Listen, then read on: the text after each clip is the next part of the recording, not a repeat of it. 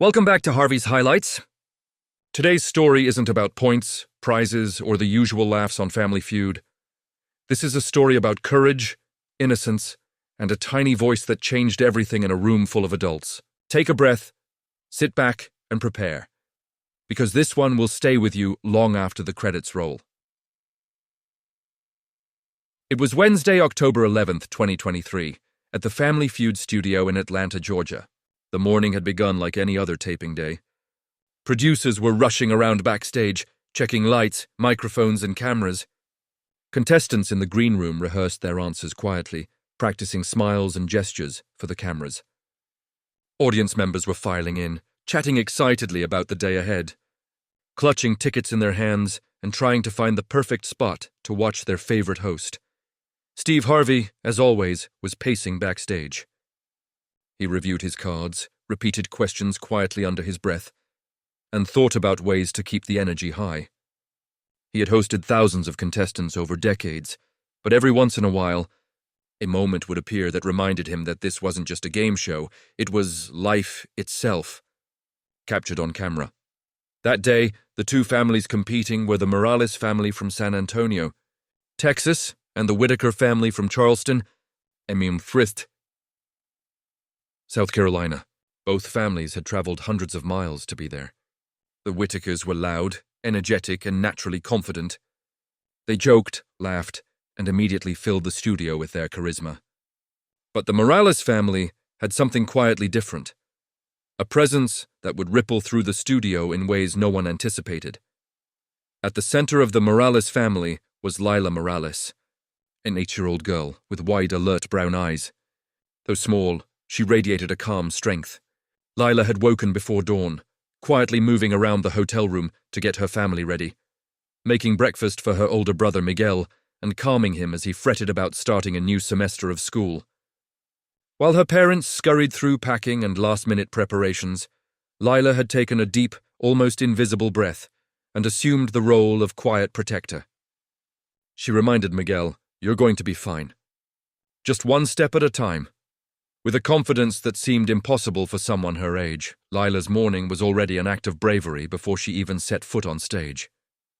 She was the type of child who felt deeply, noticed everything, and carried a subtle awareness of the emotions around her. She had packed a small notebook for Miguel in case he wanted to write down his feelings, and tucked it carefully into his backpack. By the time they arrived at the studio, she had been awake for hours, balancing excitement with an unspoken weight of responsibility. When the Morales family stepped onto the Family Feud stage, Lila's posture was upright, her smile carefully in place. She wore a soft yellow dress, her hair braided neatly over her shoulders, and her tiny hands gripped her mother's hand. Her mother, Elena Morales, sensed both her daughter's excitement and her hidden depth. Lila's father, Carlos, and Miguel trailed behind, chatting nervously with the Whitakers, trying to stay lighthearted. Steve Harvey, always perceptive, immediately noticed Lila. He crouched slightly to meet her at eye level. "Well, look at this," he said, his voice booming yet gentle. "We got a little powerhouse right here. Are you ready to play some feud, young lady?" Lila's voice was small, soft, but firm. "Yes, sir," the audience erupted in cheers. Steve grinned, clearly delighted. "Y'all see this? We got ourselves a real little star over here." He gave it up. The crowd clapped, whistled, and cheered, creating a moment that was both heartwarming and alive with anticipation. The game began normally. The Morales family laughed, high-fived, and encouraged each other. The Whitakers were equally animated, making the competition tight. Lila herself answered with care and insight, offering clever, thoughtful answers that sometimes surprised even Steve. "Name something kids do after school," Steve asked. "Play," Lila said promptly. The board lit up, number 1. Her mother gave her a quick, proud smile. Lila returned it with calm focus. Every answer she gave was deliberate, thoughtful, and quiet. The rounds continued. When asked, "Name something you'd bring to a sleepover," Lila answered, "A nightlight," explaining softly. "Some kids are scared of the dark." The audience chuckled gently, but there was admiration in their laughter. Steve nodded knowingly. "See, that's why we pay attention to these little ones. They notice things we grown-ups sometimes forget. By the third round, the Morales family had caught up to the Whitakers. The tension was rising, and the energy in the studio became palpable. Lila's turn at the podium arrived, and Steve approached, curiosity bright in his eyes. "All right, Lila," he said, leaning slightly toward her. "Time to show us what you got," she nodded, gripping the podium lightly. Steve held up the card and read the next question. "Name something you want grown-ups to know about you." Lila paused. It was only a second, but it felt like an eternity. She glanced at her mother, then at the audience, and finally back at Steve. Her small lips parted, and in a whisper, barely audible at first, she said, "I'm scared sometimes, too." The studio froze. The words were quiet, but the weight behind them hit everyone immediately. Steve's grin faded. He leaned forward, squinting to catch every syllable. "I'm scared sometimes," Lila repeated, her voice trembling slightly. "But I don't want anyone to worry. I just want to do my best." For a heartbeat, no one moved. Crew members froze. The cameras kept rolling. The audience, who had been cheering and laughing just moments before, sat completely silent. Even the Whitakers stopped joking. Everyone understood. This was no longer just a game. Steve Harvey, master of timing, humor, and reaction, felt something deep stir inside him. This wasn't cute or clever. This was real. Steve slowly straightened, eyes glistening, and whispered under his breath, "Oh Lord." The room felt impossibly still. The audience's murmurs faded, and even the production team seemed to hold its collective breath. Steve realized that at that moment, a small 8-year-old had said something that would echo far beyond the walls of the studio. This wasn't about winning or losing anymore. This was about courage, vulnerability, and the truth that sometimes comes in the quietest voices. The silence in the studio after Lila whispered, "I'm scared sometimes too," was absolute. For a moment, it felt like even the cameras had stopped humming. The audience froze mid-applause, hands suspended in the air, eyes wide. You could feel the air shift, heavy, still, fragile. Steve Harvey blinked, unsure he'd heard her right. His microphone picked up the smallest catch in his breath. You're scared sometimes?" he asked softly, leaning closer to the podium. Lila nodded, her tiny hands gripping the edge of the stand. "Yeah, but I don't want to show it. I don't want my family to worry. I just want to make them proud." It was the kind of answer that didn't belong on a game show. It wasn't rehearsed. It wasn't funny. It was pure, unfiltered honesty, the kind that only children seem to have before the world teaches them to hide it. For several long seconds, no one said a word. The sound of the lights buzzing above filled the silence. Steve looked out at the audience, then back at Lila, and something deep in his expression changed. His usual playful smirk disappeared. His face softened, his eyes reflecting a kind of quiet heartbreak that only comes from understanding too much. He opened his mouth as if to say something, a joke maybe, to ease the tension. But nothing came out. Instead, he just nodded slowly, pressed his lips together, and looked down at the floor. Then, without a word, he took off his microphone, set it carefully on the podium, and walked off stage. It wasn't dramatic. He didn't storm away or make a scene. He just left, quietly, deliberately, like a man who had suddenly found himself in the middle of something too raw for television. The audience gasped. The camera crew froze. The producers looked at one another from behind their monitors, whispering, "Is he serious?" On stage, Lila blinked confused. Her lower lip trembled. Her mother, Elena, quickly knelt beside her, wrapping her in a protective hug. "You did good, baby," she whispered, stroking her hair. "You did real good." Carlos Morales reached over, placing a hand on his daughter's shoulder, his own face pale and wet with tears. The Whitaker family, their competitors, stood silently at their podium across the stage. The father had his head bowed, the mother was holding her youngest son tightly. No one moved. The laughter that had filled the studio minutes before was gone, replaced by something sacred, something human.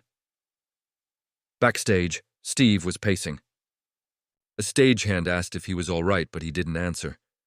He leaned against a wall, took a deep breath, and covered his eyes with his hand. Decades of hosting, thousands of contestants, and he'd never felt this. He wasn't just hosting a game show anymore. He was witnessing something pure and painful and beautiful all at once. After nearly a minute, Steve came back out. The audience erupted into soft, uncertain applause, but he held up a hand, asking for quiet. He didn't go back to his mark. He went straight to Lila. He crouched down beside her, so they were eye to eye. "Hey, little one," he said gently, his voice trembling just enough to show it was real. "Why'd you say that? Why'd you tell us you're scared?" Lila swallowed hard, her voice barely above a whisper. "Because I think grown-ups forget that kids get scared too. And sometimes I think they try too hard to act brave. So I thought maybe if I said it, it would be okay for other people to say it too." Steve's lips parted slightly, but he couldn't find words. He just stared at her. This 8-year-old girl who had just turned a room full of strangers into a mirror, reflecting their own fears and forgotten honesty. He finally managed to say, "You know what, baby? You just said something more powerful than anything we've had on this stage." Lila's mom was crying quietly. Her dad had his hand over his mouth. Even Miguel, her older brother, stood motionless beside them, his eyes shining. Steve stood up slowly and turned toward the audience. "You see this?" he said, his voice cracking just a little. "This little girl just reminded us all what real courage looks like. Everybody out there's trying to be strong, trying to pretend they ain't scared. But she just stood here and told the truth. And that's the bravest thing I've seen in a long time." The audience began clapping, softly at first, then louder until it filled the entire studio. Some people were on their feet. A few wiped their eyes. One of the cameramen turned away from the lens, overcome. Steve looked toward the producer's booth, then back at both families. "We're not finishing this game," he said finally, his tone gentle but absolute. "I don't care about the score. I don't care about the prizes. The Morales family wins, because today we all just learned something we needed to remember." The audience roared in approval. The Whitaker family nodded, smiling through their own tears. It didn't feel like a competition anymore. It felt like a shared moment of grace. Steve crouched again, this time placing a hand on Miguel's shoulder. "Your sister," he said softly, "is stronger than most grown folks I know. Don't ever forget that. She's teaching us all how to be brave and honest at the same time." Miguel nodded, blinking hard, his throat tight. Steve turned back to Lila. "You got no idea what you just did here today. You made this show mean something real." The applause swelled again, echoing across the stage. Lila hid her face in her mother's shoulder, embarrassed by the attention, but still smiling. Steve reached over and rubbed her back gently before stepping away. Looking around the studio, eyes wet. "Sometimes," he said softly, almost to himself but still into the microphone, "God puts somebody in front of you just to remind you what truth sounds like. And with that," the host, known for his laughter and punchlines, stood in the center of his stage, surrounded by silence and tears. A grown man humbled by the quiet courage of a child who'd dared to whisper her fear out loud. In the days that followed, the clip of Lila's whisper spread like wildfire across the internet. It started when a studio audience member uploaded a short video titled "Steve Harvey Walks Off Family Feud After 8-Year-Old's Heartbreaking Whisper." Within hours, it was trending everywhere: TikTok, Twitter, YouTube, Facebook. Every corner of the internet that still had room for something real. The moment, just 13 seconds long, captured the entire arc. Lila leaning close, whispering her truth, Steve's stunned silence, in the quiet walk off stage. No background music, no editing, just raw emotion. By midnight, the video had over 20 million views. By the next morning, the number had doubled. Comments poured in by the thousands. This little girl just said what every adult feels but can't admit. Steve Harvey didn't walk off in shock, he walked off in respect. Sometimes the smallest voices carry the biggest truths. Major outlets picked it up within a day. Good Morning America ran a segment titled "The Whisper Heard Around the World." CNN called it the most powerful Family Feud moment ever aired. Even Steve himself was taken aback by the reaction. He posted a clip on Instagram with a simple caption. "That little girl reminded me that strength ain't about pretending. It's about admitting when you're scared, and standing up anyway." Behind the scenes, the Family Feud production team had to make a decision. The episode had been taped months in advance, and it wasn't scheduled to air for another 6 weeks. But after the viral explosion, they bumped it to prime time. Steve insisted on including a special introduction before the episode began. When it finally aired, millions tuned in. The camera opened on Steve, sitting alone on the empty stage before the show started. No audience, no music. Just him and a spotlight. "I've been doing this show a long time," he said, his voice low and measured. "I've seen a lot of funny moments, a lot of wild answers, a lot of people chasing that money. But every now and then something happens that stops everything. That little girl, Lila, she didn't come here to make a statement.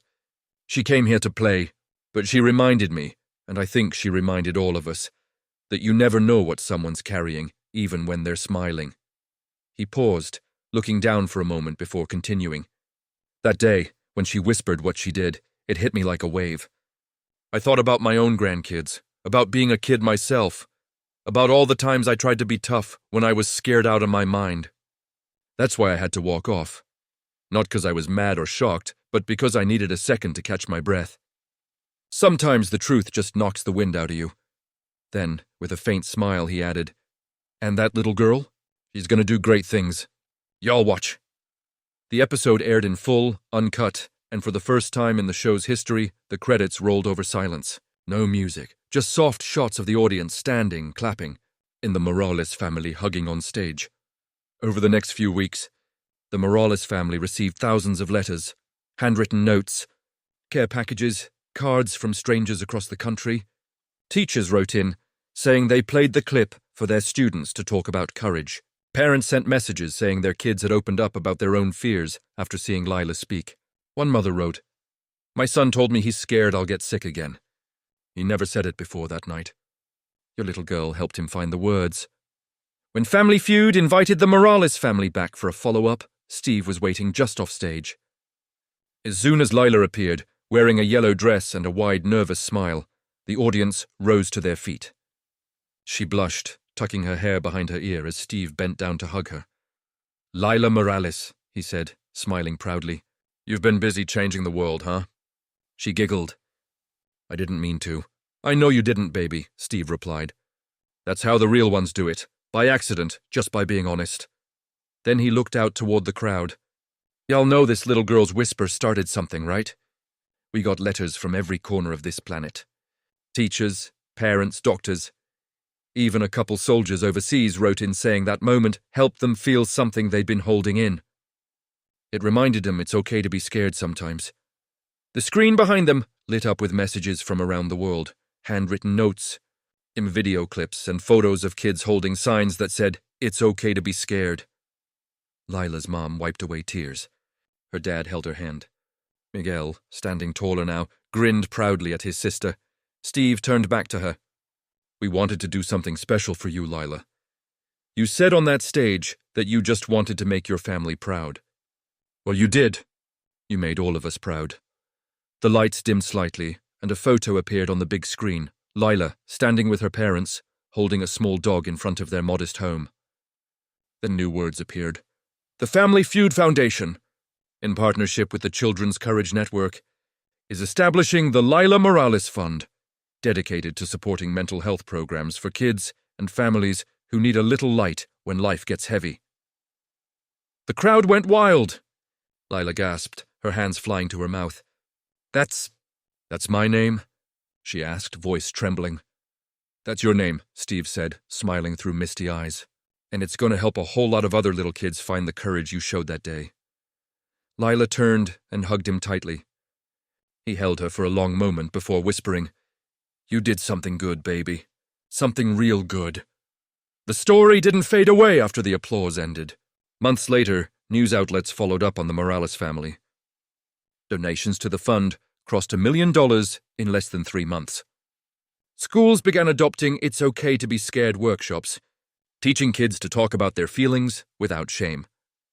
In one interview, Elena Morales said quietly, "That day, I thought we were just going to play a game show. I didn't realize my daughter was going to help people heal."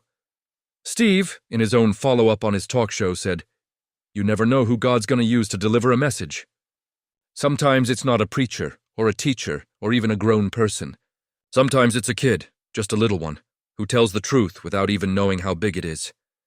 And just like that, what began as an innocent whisper from an 8-year-old became something bigger. A movement born from a moment of honesty. Because sometimes all it takes to stop the noise of the world is one small voice saying what everyone else is afraid to admit. That day on Family Feud, a child's truth made a grown man walk off stage, not in defeat, but in awe. And in doing so, she reminded millions of people that being scared doesn't make you weak. It just makes you human.